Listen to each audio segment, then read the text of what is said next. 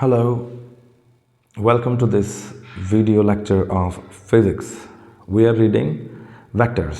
Vectors में कुछ important points जो आपको आंसर निकालने में सडनली एकदम से स्ट्रिक करेंगे और जैसे ही स्ट्रिक करेंगे स्ट्राइक करेंगे आपके दिमाग पर, you will get the answer, आपको आंसर मिल जाएगा। ठीक है, पहला कुछ एक वेक्टर्स के एंगल के बारे में बात करते हैं। अगर कोई दो वेक्टर हैं और उन्हीं के साथ साथ एग्जाम्पल भी करते चलेंगे। ये एक वेक्टर है यहाँ पर A और ये एक वेक्टर है B। अगर उनका एंगल परपेंडिकुलर है, दोनों वेक्टर परपेंडिकुलर, मतलब एक तो ऐसा बोल दे वेक्टर ये है, एक फोर्स और एक फोर्स ये, तो उनकी पूंछ से पूंछ पकड़ के जोड़ेंगे ऐसे। और अकॉर्डिंग टू पैरेललोग्राम लॉ दोनों जोड़ने के बाद अगर एंगल 90 डिग्री है तो उनका रिजल्टेंट यहाँ से जाएगा। ठीक है, तो यहाँ से हमारे पास रिजल्टेंट R की वैल्यू क्या आ गई, R is equal to R, यानी कि अगर ये फोर्स इस तरफ खींच रही है, ये देखो मैं बना के बताता हूँ, ये मान लो एक सरफेस है, ठीक, और इस सरफेस के ऊपर यहाँ पर कोई एक बॉक्स, डब्बा, बक्सा जो भी है वो रखा हुआ है। ठीक है, अब इसके ऊपर एक फोर्स इस तरफ लग रही है 3 न्यूटन की और एक फोर्स इस तरफ लग रही है 4 न्यूटन की, और इन दोनों फोर्स आपस में क्या है, ये परपेंडिकुलर है, एक इधर 3 और एक इधर 4, तो ये टोटल इस तरफ भागेगा कितने से, 5 न्यूटन से इस तरफ ये इसको घसीटेगा। ठीक है, और अगर इसका मास m है तो इसका एक्सेलरेशन क्या हो जाएगा, फोर्स 5 न्यूटन डिवाइड बाय जो भी इसका मास है, ये एक्सेलरेशन यहाँ पर इसका निकल जाएगा। ठीक, एक तो हो गया ये। दूसरा कुछ एंगल्स देखते हैं। अगर दोनों जो वेक्टर हैं वो इक्वल हैं, अगर दो वेक्टर क्या हैं, इक्वल, जैसे ये एक वेक्टर है A और यहाँ पर एक और वेक्टर है A, तो इन दोनों का जो रिजल्टेंट होगा, दो इक्वल वेक्टर का रिजल्टेंट हमेशा उनके बीचों बीच से जाता है। एंगल क्या होगा, उनके बीचों बीच। अगर ये एंगल 90 है तो 45 पे से जाएगा, 45 इधर और 45 इधर। और अगर ये दोनों वेक्टर बराबर हैं और बराबर हैं तो बीच में से जाएगा, बराबर हैं तो बीच में से जाएगा, और बराबर के साथ परपेंडिकुलर हैं तो सीधा सीधा ये हो जाएगा √2 टाइम्स A। अगर ये A है और ये भी A है, ठीक है, √2 टाइम्स A, √2। इसी तरह अगर दो वेक्टर हैं और उनके बीच का एंगल 60 है, कितना होगा वो 60 डिग्री हो गया, 60, थीटा की वैल्यू 60, तो ये इनका बीचों बीच से जाएगा, बीचों बीच यानी कि 30 इधर और 30 इधर, 30, और जो ये रिजल्टेंट होगा, अगर ये A है ये A है तो रिजल्टेंट की वैल्यू होगी √3A। दो फोर्सेस, दो वेक्टर्स, दो फिजिकल क्वांटिटीज जैसे कि फोर्स होते हैं वेक्टर क्वांटिटीज, अगर वो दोनों आपस में 60 डिग्री पे इंक्लाइंड है तो उनका रिजल्टेंट √3 टाइम्स A हो जाएगा। दोनों बराबर भी होने चाहिए, मतलब फोर्स की बात कर रहा हूँ, बेसिकली फोर्स या फोर्स जैसी चीज़। ठीक है, इलेक्ट्रोमैग्नेटिक फोर्स हो गई, मैग्नेटिक फोर्स हो गई, इलेक्ट्रोस्टैटिक फोर्स हो गई, ग्रेविटेशनल फोर्स हो गई, या आप किसी को ऐसे पुश कर रहे हैं दो अलग अलग डायरेक्शन से।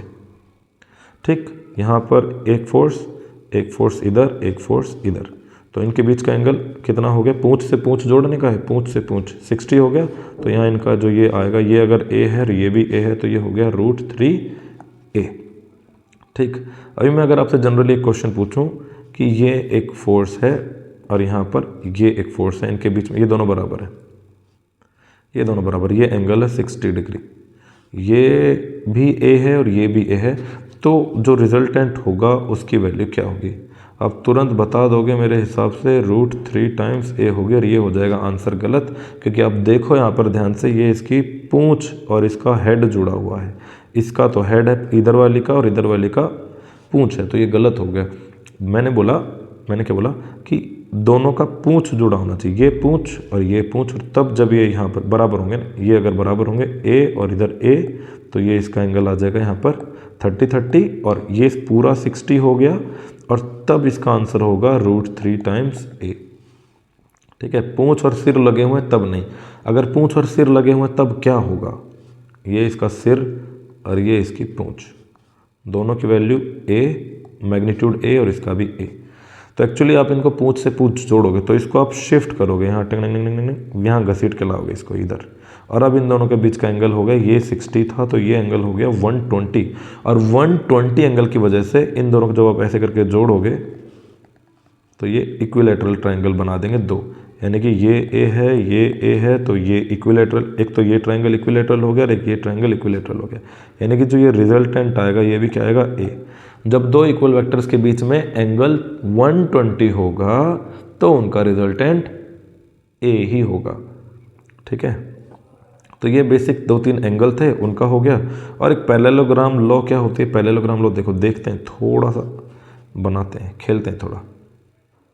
ठीक, ये एक मेरे पास यहाँ पर क्या हो गया, एक फोर्स हो गई। पैरेललोग्राम लॉ क्या बताती है कि when two forces are incline at an angle we can get its resultant. कैसे, by joining both the vectors at its tails या टू इट्स टेल्स, दोनों को टू देयर टेल्स, अपनी अपनी पूंछ से ऐसे ऐसे करके जोड़ ले, ये इसकी पूंछ और ये वाली इसकी पूंछ दोनों की, एंड कंप्लीटिंग द पैरेललोग्राम, ऐसे करके कंप्लीट कर दिया। The resultant will be equal to the diagonal which is going from this point, origin जहाँ से ये दोनों निकल रहे थे, that diagonal will give the resultant। ठीक है, वो रिजल्टेंट होगा। अगर ये A है और ये B है तो यहाँ पर हमारे पास रिजल्ट, अच्छा इसको कंप्लीट करना पड़ेगा, थोड़ा सा कंप्लीट करते हैं, एक्स्ट्रा करते हैं इसके ऊपर। यहाँ से इसको मैंने कर दिया कंप्लीट, ये कंप्लीट। ठीक है, अगर ये वैल्यू B है यहाँ पर, अगर ये वैल्यू B है इधर, ये B है, तो ये वैल्यू भी क्या हो गई, ये वैल्यू क्या हो गई, B। ठीक, और अगर ये B है, ये वाला एंगल पूरा थीटा है, पूरा एंगल, तो ये एंगल भी क्या हो गया, थीटा। अगर ये यहाँ पर B है तो ये वाली एंगल क्या कहलाएगी, ये वाली वैल्यू हो जाएगी B cos थीटा। बेस के साथ है ना, बेस के साथ। अरे ट्राइंगल, अरे ट्राइंगल है क्या, अरे डरने के नहीं। ये परपेंडिकुलर है, ये हाइपोटेन्यूस है, ये बेस है, तो cos थीटा क्या होता है, cos थीटा क्या होगा इस ट्राइंगल में, इस ट्राइंगल के अंदर cos थीटा की वैल्यू क्या हो जाएगी, बेस ओवर हाइपोटेन्यूस, और यहाँ से बेस की वैल्यू क्या हो जाएगी, base equal to hypotenuse time cos theta. यहाँ से ये इधर चला जाएगा ना, base equal to hypotenuse times cos theta, hypotenuse cos theta. तो यहाँ का हाइपोटेन्यूस क्या है इस ट्राइंगल में, b, और b cos थीटा इसकी वैल्यू आ गई। ठीक है, और इसी तरह से अगर मैं इस चीज़ को देखूं, इस ट्रायंगल में साइन थीटा की वैल्यू क्या होगी, इस ट्रायंगल में इधर इधर रेड वाले में, रेड वाले दोनों रेड है सर, अयो दोनों रेड, इसको ब्लैक बनाएगा अभी। इस ब्लैक वाले ट्रायंगल में, ब्लैक वाले में ये परपेंडिकुलर हो गया, ये रिजल्टेंट बोल दिया इसको मैंने, और इसको मैंने बेस बोल दिया, ये हाइपोटेन्यूस है, हाइपोटेन्यूस बोल दिया। तो यहाँ से अगर ये एंगल थीटा है तो यहाँ से क्या हो जाएगा, sine theta is equal to perpendicular over hypotenuse. और हाइपोटेन्यूस को उधर फेंक दूँ, अगर मैं उठाकर तुड़ुक से फेंकूँ उधर उठाकर, तो एच साइन थीटा वैल्यू किसकी हो जाएगी, परपेंडिकुलर की। Perpendicular is equal to hypotenuse का साइन थीटा, अगर साइन थीटा नीचे है, नीचे धरा हुआ है, तो यहाँ से ये वाला जो होगा, ये इधर ये ब्लैक लाइन, ये वाली लाइन क्या कहलाएगी, ये हो जाएगी हमारे पास बी साइन थीटा। ठीक है, अब हम इस पूरे ट्राइंगल को, ट्राइंगल अगर खेलें इस पूरे को, तो इसके अंदर ये तो हो गया हमारे पास परपेंडिकुलर और ये पूरा हो गया बेस। ठीक, इस पूरे परपेंडिकुलर और बेस में अगर मैं लगाऊं तो मेरे पास ये r निकल कर आएगा, r की वैल्यू हो जाएगी r square is equal to perpendicular, जो कि पूरे ट्रायंगल का b साइन थीटा का स्क्वायर, प्लस बेस क्या हो गया, a plus b cos theta, a plus b cos theta इसका होल स्क्वायर। ठीक है, और b cos थीटा का क्या हो जाएगा, ओपन करेंगे तो ये b square sine square theta, plus यहाँ पर इसका स्क्वायर करेंगे तो ये हो जाएगा a square plus b square cos square theta plus a b cos theta, और यहाँ पर 2 भी लग जाएगा। ठीक, होता है आसान है। यहाँ से देखो b साइन थीटा इधर है, b cos थीटा इधर है। एक बचपन वाली आपको कहानी याद आई होगी कि a square plus b square क्या होता है, c स्क्वायर होता है, वो नहीं। जब राइट एंगल ट्राइंगल होता है तो sine square theta plus cos square theta same angle के ऊपर वैल्यू क्या देते हैं, 1। तो यहाँ से b में कॉमन ले लूँ, sine square theta plus cos square theta plus यहाँ पर a स्क्वायर प्लस यहाँ पर 2ab cos थीटा, और यहाँ से b कॉमन, इसकी वैल्यू क्या होती है, 1। तो ये हो गया 1, यानी कि b बच गया सिर्फ b स्क्वायर, प्लस यहाँ पर ये हो गया a स्क्वायर प्लस यहाँ पर हो गया 2ab cos थीटा। ये आ गया हमारे पास रिजल्टेंट के स्क्वायर के बराबर, और रिजल्टेंट की वैल्यू क्या हो जाती है, इसको तनिक अच्छे वाले रंग से लिखेंगे हाईलाइटेड वाले रंग से कि आर स्क्वायर की वैल्यू क्या हो गई, A square plus B square plus 2ab cos theta. Pythagoras theorem भी यहीं से आई है। देखो तनिक थोड़ा सा देखो, अगर मैं यहाँ कॉस थीटा की वैल्यू 90 रख दूँ, मतलब थीटा की वैल्यू 90 रख दूँ, तो कॉस थीटा कॉस 90 क्या होता है 1, ये कॉस 90 0 होता है रे। क्या रे तेरे को याद नहीं, ऐसे देख, यहाँ से कॉस चलेगा 0 पे 90 यहाँ 90 डिग्री के ऊपर, ये 90 डिग्री है, 90 डिग्री पर 0 होता है, 0 पे 1, 0 पे 1 मैक्सिमम वैल्यू जो भी है, और 90 पे 0, और फिर इधर आकर -1 हो जाता है। ऐसे देखा ग्राफ, तो cos 90 0, तो ये पूरी वैल्यू 0 हो जाएगी। जैसे हमारे दोनों वेक्टर क्या होंगे perpendicular, R square is equal to A square plus B square. तो इसमें इतना ही इस क्वेश्चन में, बाकी आगे देखते हैं। हमारे पास यहाँ पर आ गए क्वेश्चन है ये, अरे बाप रे ये तो बहुत है, जाली क्वेश्चन है। जाली क्वेश्चन पता है क्या होता है? जाली क्वेश्चन जिसमें जी जान लगानी पड़े। ये सारी कहानी मैंने मिटा दी यहाँ से, क्योंकि कहानियाँ मुझे अच्छी नहीं लगती। I hate stories.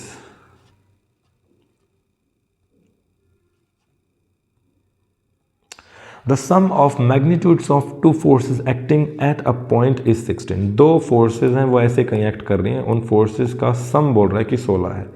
एक को मैंने ए मान लिया प्लस दूसरी को मैंने बी मान लिया। ये जोड़ नहीं रहा हूँ मैं, बस वैसे ही 16 है, उनके मैग्नीट्यूड्स का सम। ठीक है, ऐसे ऐसे कर देते हैं। ए का मैग्नीट्यूड बी का क्या हो गया 16, यानी कि ए प्लस बी जनरल सिर्फ हम ऐसे भी लिख सकते हैं, ए प्लस बी क्या हो गया 16।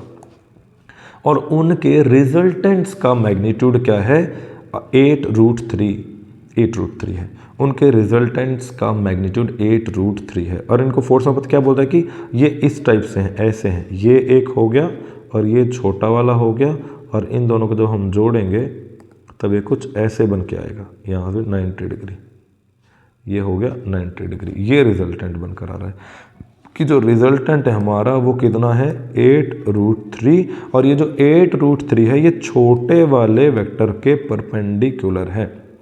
तो एक बार ध्यान से देखो, क्या ये राइट एंगल ट्रायंगल नहीं बन गई? हम यहाँ पर गेम खेल लेते हैं थोड़ा सा। तो इस राइट एंगल ट्रायंगल में क्या हो गया, हमारे पास ये ए था और ये बी था, तो हमारे पास क्या हो गया यहाँ पर, इस बी को मैं यहाँ से यहाँ टुचुक कर देता हूँ, थोड़ा सा शिफ्ट कर देते हैं नापने तोलने के लिए। तो यहाँ पर हो गया हमारे पास ए स्क्वायर प्लस ये A square plus R square is equal to B square.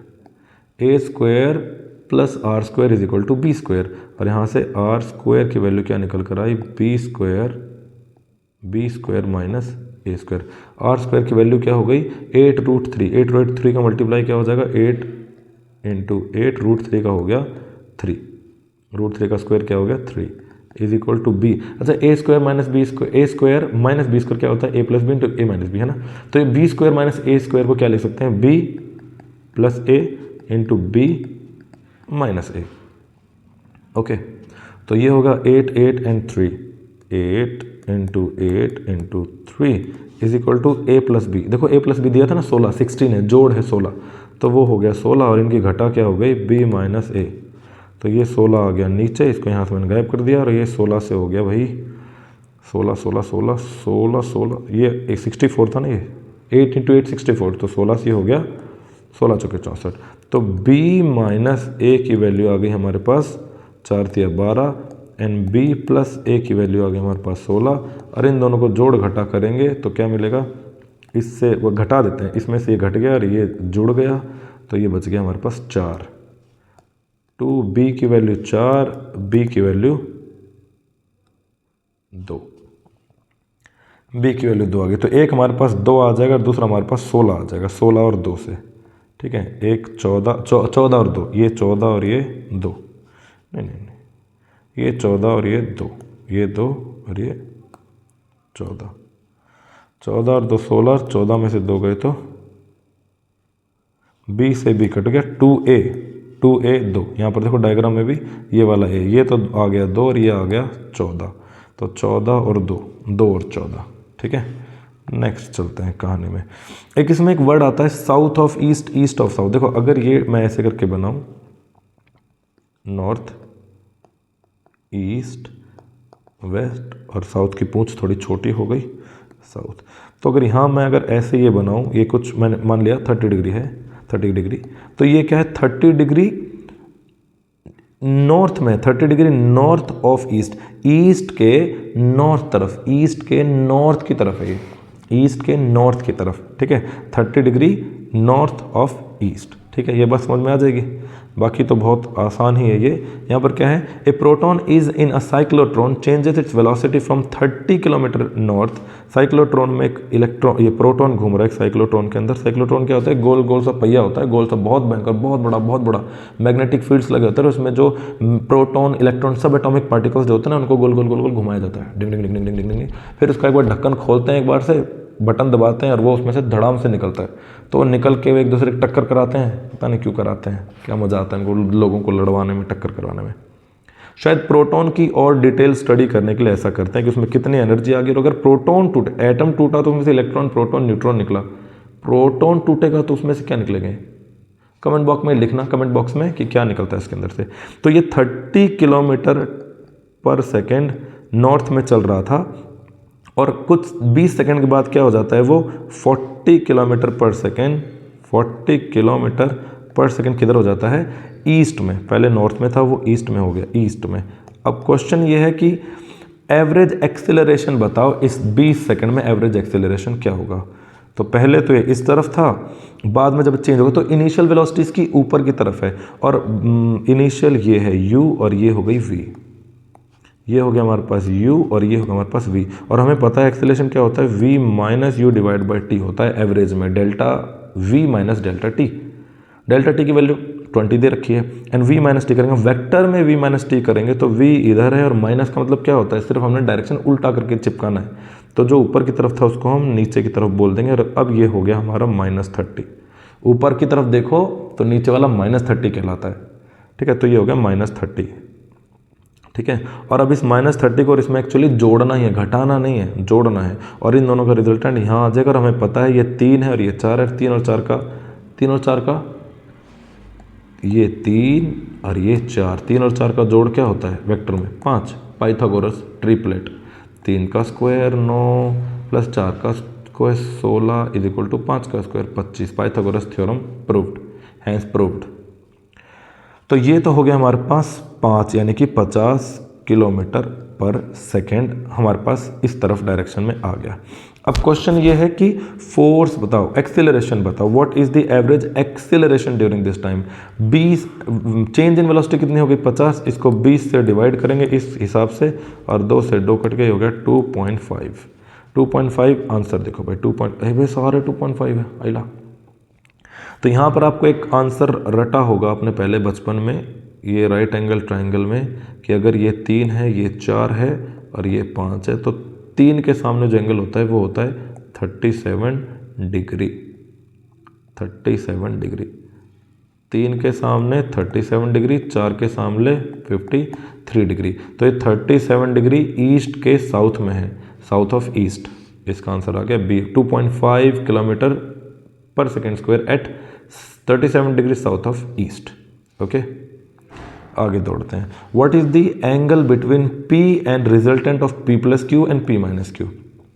तो देखो इसका आंसर 0, इसका आंसर 0 आता है, बहुत ही आसान है, बहुत ही आसान है, मैं सीधा लेके चलता हूँ, ठीक है। मैंने मान लिया कि परपेंडिकुलर है ये, मान लो, मानने में कोई दिक्कत नहीं, मान लो कि तुम अमीर हो, मान लो कि तुम्हें फिजिक्स आती है, और मान लो कि मुझे भी फिजिक्स आती है, मान लो,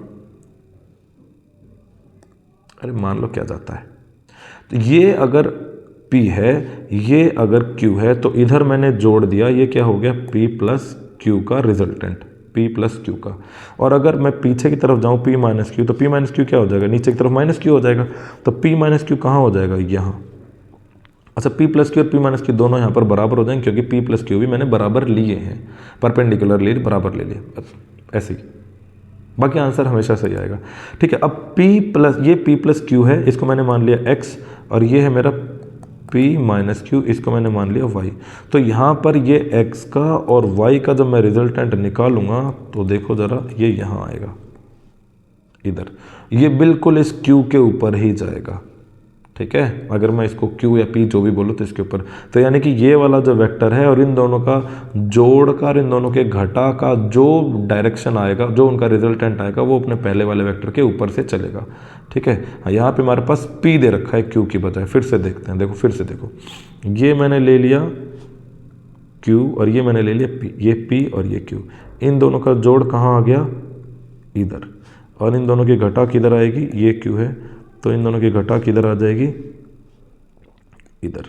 ठीक है, और इन घटा वाले का और जोड़ वाले का, ये हो गया P, ये हो गया P प्लस Q जो कि x के बराबर है, x, और ये आ गया P माइनस Q, इसको बोल दिया मैंने y, ये P माइनस Q हो गया y।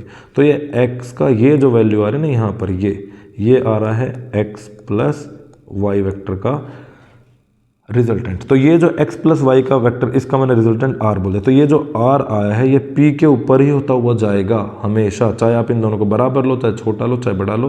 तो ये जो वैल्यू होगी एंगल की यहाँ पर थीटा की, कि इस r का p के साथ क्या थीटा है, तो इसका इन दोनों का थीटा क्या हो गया, 0, थीटा 0, थीटा 0। आया कुछ समझ में, थोड़ा थोड़ा हल्का फुल्का, नन्ना सा तो आया होगा।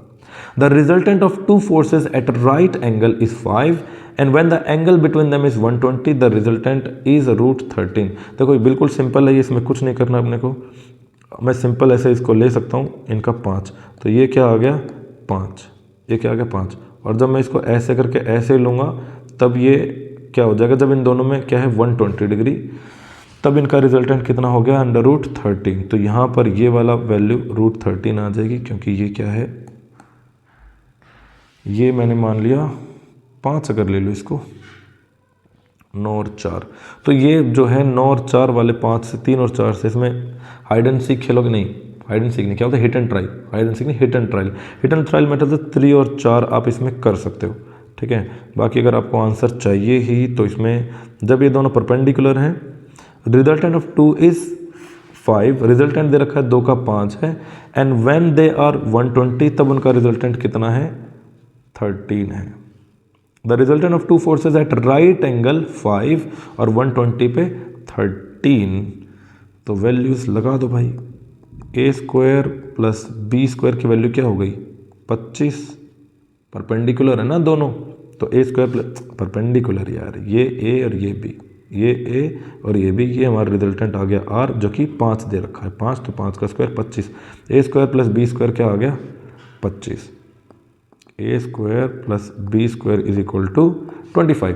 ठीक है, दूसरा बोलता है कि 120 होगा, तो जब 120 होगा तब क्या हो जाएगा, a square plus B square minus 2ab multiply, अच्छा प्लस था ये, मल्टीप्लाई यहाँ पर 120 माइनस 1/2 होता है, तो ये यहाँ पर इसका माइनस बाहर आ जाएगा, 2 से 2 कट जाएगा, तो a square plus B square minus A B, ये क्या है, ये 13 का स्क्वायर है, इसका 13 है आंसर, तो 13 का स्क्वायर कितना हो गया, 13 रूट का स्क्वायर 13 हो गया, और a प्लस बी की वैल्यू क्या है यहाँ पर, इसके स्क्वायर की वैल्यू 25 है, तो यहाँ पर हमारे पास 25 minus A B is equal to 13, और माइनस ए बी की वैल्यू क्या होगी -12, माइनस से माइनस कट गया। अब ए बी की वैल्यू 12 हो और a स्क्वायर बी स्क्वायर 25 हो, तो यही आंसर आता है। देखो टिक टिक लगा सकते हो आप, 4 और 3 का स्क्वायर रूट करोगे तो 25 5 आ जाएगा, जो कि हमें दिया हुआ है, और 3 चौके 12, a b 12।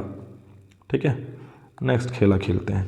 To vectors A ने each of magnitude A are incline at an angle theta at an any angle, पता नहीं किस एंगल पे है, लेकिन उनका जब रिजल्टेंट लिया तो वो √3 √6, ये देखो ये तुरंत क्वेश्चन हो जाना चाहिए, ये यहाँ पर ए है और ये यहाँ पर क्या है बी, दोनों बराबर है, ये भी ए ये भी, और इसका एंगल क्या बोल रहा है 60 है, मतलब 60 नहीं है, लेकिन इनका रिजल्टेंट बता रहा है कि रिजल्टेंट क्या बता दिया, ये रिजल्टेंट जो आ रहा है ये है √3 टाइम्स ए। अब √3 टाइम्स ए रिजल्टेंट कब होता है, जब इनका एंगल क्या हो 60 हो, नहीं पता ये भी देखते हैं, ए शुरू से करते हैं, ये आ गया ए और ये भी ए है, इसका रिजल्टेंट आ गया ये आर की वैल्यू क्या हो गई, R square is equal to A square plus 2ab, यानी कि ए स्क्वायर कॉस थीटा, पता नहीं कितना है। यहाँ से आर की वैल्यू क्या है √3 टाइम्स ए। तो √3 का ए करेंगे तो क्या हो जाएगा 3a² is equal to a² plus a², 2a² is equal to 2, ये भी a² था, 2a भी 2a² cos थीटा इज इक्वल टू, ये था यहाँ पर प्लस 2a² यहाँ पर आके माइनस हो गया, तो ये क्या हो गया 3a² में से 2a माइनस हो गया, तो ये बच गया 3 - 2a² इज इक्वल टू यहाँ पर 2a² cos थीटा, a² से a² कैंसिल, cos थीटा की वैल्यू आई 1/2। अब cos थीटा की वैल्यू 1/2 कब होती है 60 पे, तुम्हारे पास ये एंगल 60 जो मैं पहले ही बता चुका हूँ, ये दोनों 60 होते हैं तभी ये रिजल्टेंट √3 टाइम्स a आता है। अब अगर ये एंगल 60 है तो a - b किधर हो जाएगा पीछे, a - b पूछ रहा है ना, a - b क्या हो जाएगा, ये a1 है, ये a1 है, ये a1 a2, तो यहाँ पर ये -a2 हो गया। तो अगर ये 60 था तो इन दोनों का गैप यहाँ पर ये कितना हुआ 120, तो 120 में क्या होता है दोनों इक्विलेटरल बनते हैं, ये a के बराबर आता है, तो इसका आंसर हो जाएगा a। Oh my god, a, D answer, D. Okay, आगे चलते हैं। If the resultant of vectors i + 2j - k and i - j + 2k and c कोई और चीज़ है, is a unit vector along y direction, इन तीनों का जो है y डायरेक्शन में, तो c की वैल्यू बताओ। हम मान लेते हैं, कुछ मानना नहीं, देखो सिंपल सा तरीका बताऊंगा, सिंपल सा। मान लेते हैं कि ये हो गया पहला वेक्टर i + 2j - k, ठीक है, और इसमें हम जोड़ रहे हैं i - j + k। इसमें मैं क्या जोड़ूं कि मुझे सिर्फ y डायरेक्शन में यूनिट वेक्टर मिले, y डायरेक्शन में यूनिट वेक्टर का मैंने का मतलब है सिर्फ y डायरेक्शन में j मिले, बस y डायरेक्शन में j मिले, j के ये i x डायरेक्शन का unit vector, j y direction का unit vector, k z direction का यूनिट वेक्टर। तो इसमें मैं क्या जोड़ूं कि ये मुझे क्या मिल जाए, जुड़ने के बाद मुझे यहाँ पर मिल जाए 0, यहाँ मिल जाए j और यहाँ मिल जाए 0। क्या जोड़ूं, देखो i और i, तो यहाँ अगर मैं 2i जोड़ूंगा तो i + i, 2i में से 2i गए 0, ठीक है, 2j में से 1j गया, j मिल गया, तो यहाँ पर मैं 0 जोड़ूं तो ये 2j में से 1j गया, हमारे पास j आ गया। k में से ये -k है, +2k है, यहाँ पर -k कर दूं तो -k और -k -2k और +2k 0 हो गया। तो मेरे पास आंसर आना चाहिए, क्या आंसर आना चाहिए -2i - k, -2i - k से हमारा आंसर आ जाएगा। गॉट इट, इसमें ऐसे ऐसे कर लेंगे तो आंसर आ जाता है, सिंपल, ठीक है। जोड़, अब दो का अगर वेक्टोरियल अगर ऐसे जोड़ रहे हैं, देखो एक वेक्टर है ये, ठीक है, ये यहाँ पर i मतलब x1i + y1, ये एक वेक्टर है a, x1i + y1j + z1k, और यहाँ पर एक दूसरा वेक्टर है, ये हो गया x2i + y2j + z2k। अगर इन दोनों को जोड़ेंगे तो कुछ नहीं करने का, a + b क्या हो जाएगा, a + b क्या हो जाएगा, x1 + x2 i डायरेक्शन में एंड y2 + y1 है, जो भी है y2 y1 z में प्लस नहीं j में एंड z1 + z2 किस में आ गया, k में। बिल्कुल है सिंपल, बहुत ज़्यादा सिंपल। अच्छा, ये भी इसी तरह का क्वेश्चन है, I just guess, I don't know, you know because you know. p + q is a unit vector along x, p + q x की डायरेक्शन में। अगर p की वैल्यू क्या दे दी, p की वैल्यू क्या है i - j + k, तो इसमें क्या जोड़ो कि सिर्फ q बचे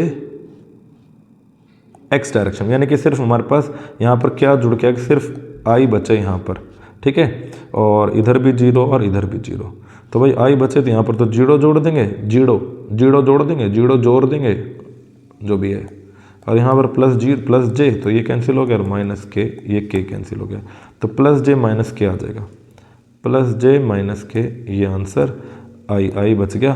i किस में होता है, x में, ऐसे x y एंड j, इस तरफ i का डायरेक्शन, इस तरफ y का डायरेक्शन, और इस तरफ मतलब j का डायरेक्शन, और इस तरफ k का direction. i j k unit vectors are used just to give the direction, nothing else, सिर्फ डायरेक्शन देते हैं। नेक्स्ट क्वेश्चन, 3 और 4 की दो फोर्सेस हैं लगी हुई हैं परपेंडिकुलर टू ईच अदर एक बॉडी के ऊपर।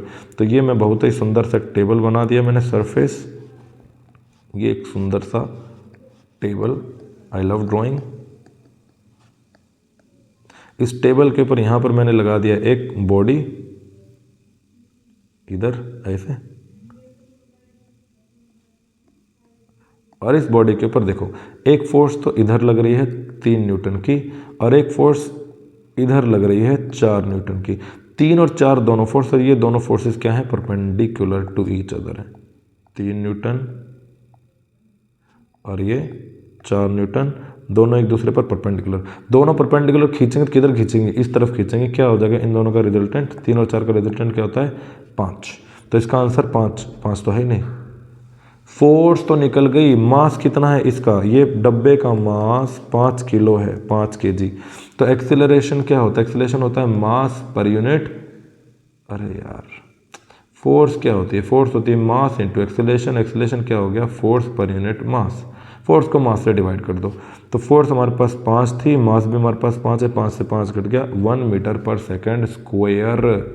सेकेंड स्क्वायर याद करना, एक्सीलरेशन को गलती हो जाती है कभी कभी भागते भागते, आदत खराब है ना दौड़ने की। The sum of magnitude of two forces acting at a point 18 और रिजल्टेंट 12 है। तो मैंने बोला अभी भी, जब भी ये 18 और 12 दे रखा, मतलब इस टाइप से जब आपको a प्लस बी दे रखा है, कितना है a प्लस बी 18 दे रखा है, तो सीधा इस चीज़ का स्क्वायर करके a square plus B square में से इसको डिवाइड कर दो। क्या करोगे, आपको जो रिजल्टेंट दिया है इसका स्क्वायर करके ये जो a प्लस बी है, a प्लस बी उससे डिवाइड कर दो, आपके पास मिलेगा आंसर a माइनस बी का। उसके बाद आप a प्लस बी रखो यहाँ, a माइनस बी रखो यहाँ, और दोनों को जोड़कर जैसे ही जोड़ोगे 2a की वैल्यू उनका जोड़ आ जाएगी। जैसे देखो r का स्क्वायर करो, r का स्क्वायर करो, r का स्क्वायर आ गया 144, उसको 18 से a प्लस बी से डिवाइड करो, 18 क्या आ गया हमारे पास, 18 8, a प्लस बी की वैल्यू आ गई, नहीं इसकी a माइनस बी की वैल्यू होगी 8, a माइनस बी की वैल्यू आ गई 8, a माइनस बी की वैल्यू 8, a प्लस बी की 18, दोनों को जोड़ दो, 2a की वैल्यू कितनी हो गई 26, a की वैल्यू कितनी हो गई 13। देखो 13 किस में, इसमें है 13, 13 और 5 हो गया, बताया ना मैंने अभी पहले वाले में सॉल्व किया था, ये ज़्यादा सॉल्व करने का नहीं। जब बताए कि दो फोर्सेस का सम, मैग्नीट्यूड्स का जो सम है वो कितना है, कुछ भी वैल्यू है, मान लिया p, ठीक है, और रिजल्टेंट बता दिया, मान लिया q, या रिजल्टेंट है कुछ r, तो आपको क्या करना है, r स्क्वायर को p से डिवाइड करना है, आपके पास आंसर a माइनस बी निकल के आ जाएगा। ठीक है, और a प्लस बी रखो सामने और a माइनस बी रखो सामने, एक्स वाई आ गया कुछ भी जो भी वैल्यू, और x plus Y divide by 2 जोड़ोगे तो आपके पास a की वैल्यू, पहले वेक्टर की वैल्यू आ जाएगी 3। नहीं समझ में आया, वीडियो को डबल स्पीड पे नहीं देखने का, पीछे करके स्लो स्लो देखने का, स्लो बिल्कुल स्लो स्लो देखने का।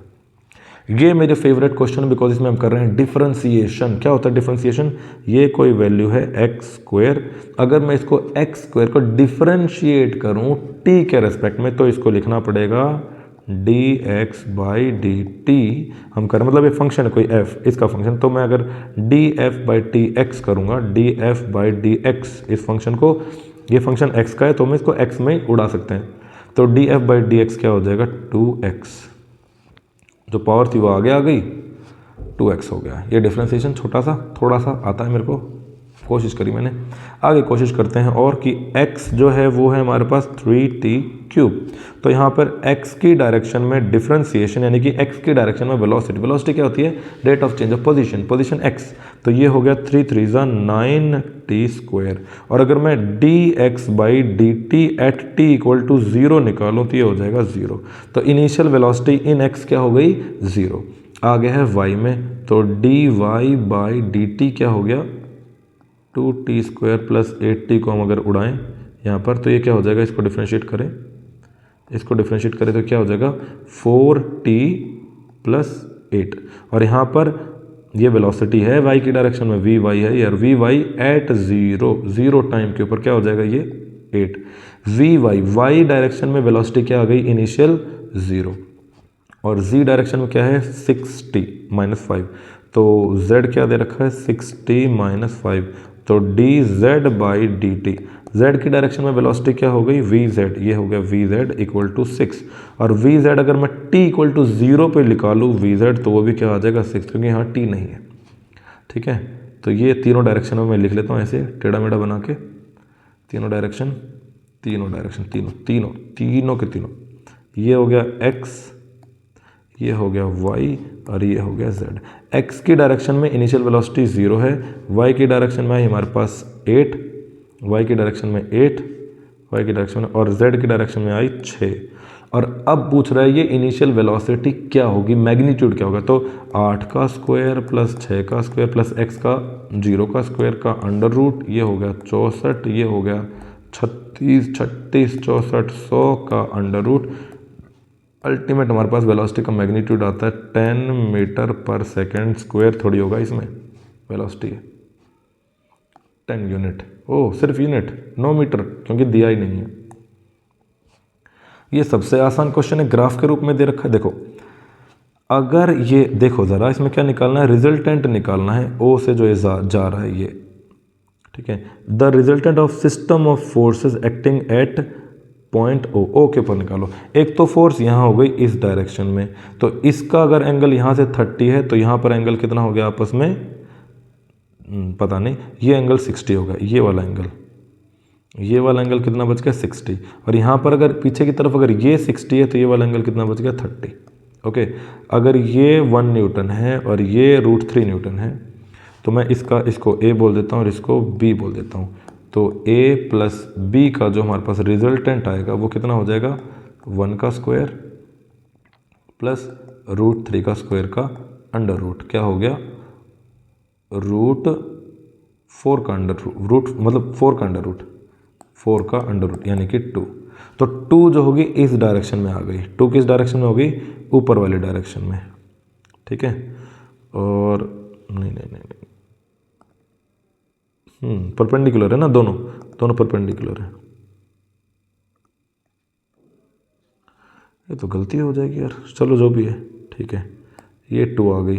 अब 2 और इसका, इन दोनों का मैं रिजल्टेंट निकालना है। ये तो गाड़ी फंस गई मेरे हिसाब से, इसका 2 प्लस इन दोनों के बीचों बीच क्या ये जा सकता है, इन दोनों के बीचों बीच तो पता नहीं। ये आखिरी क्वेश्चन ने तो हमारी जो है जान निकाल दी भाई। ये एक है, इस एक का इससे यहाँ पे निकल के आना चाहिए, यहाँ कहीं बीच में से जा नहीं सकता।